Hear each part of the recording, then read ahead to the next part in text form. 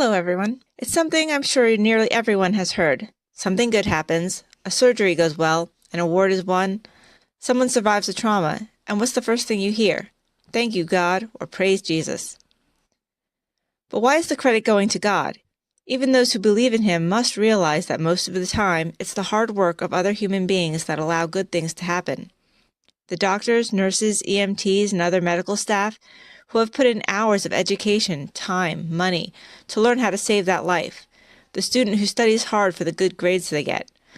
The artist that puts in hours of practice every day to make their dreams come true. It's not as if good things happen in a vacuum. Most often, good things that happen take real effort. When we're examining the works of others, wouldn't it be more important to show them our appreciation for the work they did? We could be boosting their self-esteem with a compliment, rather than only praising a being that, at best, doesn't need an esteem boost, and at worst, doesn't exist to hear it anyway. You could really make someone's day with a kind word and a show of appreciation, and what's more, you're reassuring them that they have the power and the strength inside of them. Don't take that away.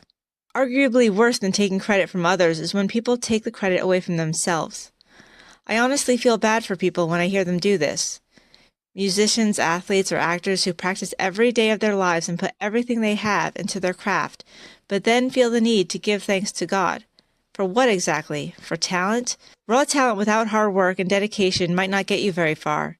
And even if you do have some sort of natural talent, it's more likely that effort and drive, more than anything, get you to where you want to be. You've done something good. You. It's not vain or boastful to acknowledge that. Sometimes positive things happen in our lives that occur not through hard work.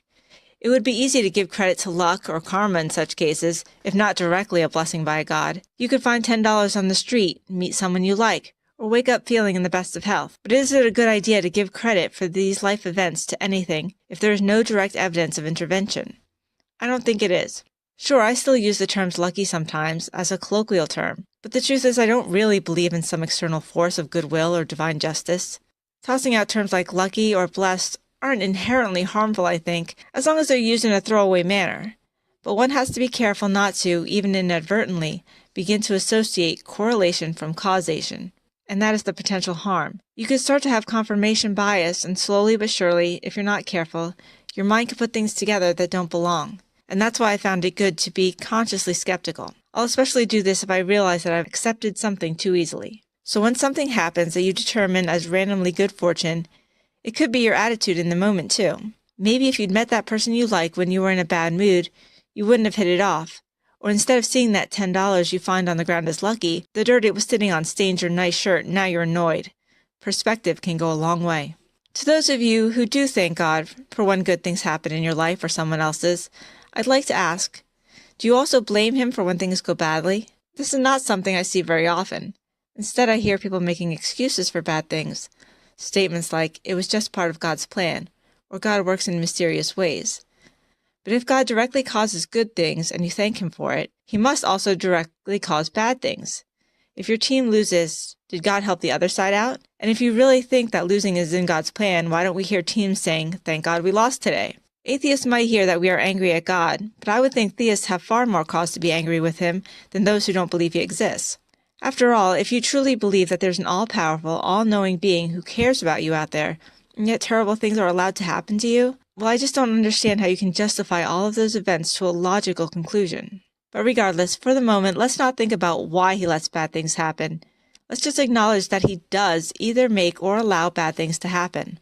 When natural disasters occur, don't sit there and blame it on sinners. When an actor wins an award, the others should all shake their fists to the heavens asking why God favors the winner.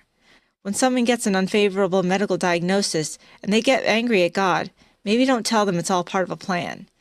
It seems reasonable to allow them to be angry, because why shouldn't they be upset if a master plan involves pain to them or to their families? Lastly, I would just suggest this. If you're religious and you want to thank God for something that's occurred, you're certainly within your rights to do so.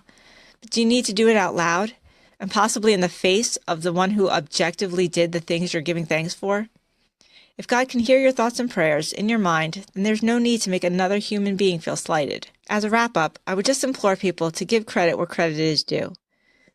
Thank the human hands and minds and hearts that do good things. Allow yourself to feel good about the things that you do, and accept that life is random and chaotic, and it's difficult, but it's also beautiful. So keep learning, keep questioning, and remember that it's okay to be wrong. As you like, subscribe, and share, I'll leave you with one of my favorite quotes from the doctor. The way I see it, every life is a pile of good things and bad things. Hey,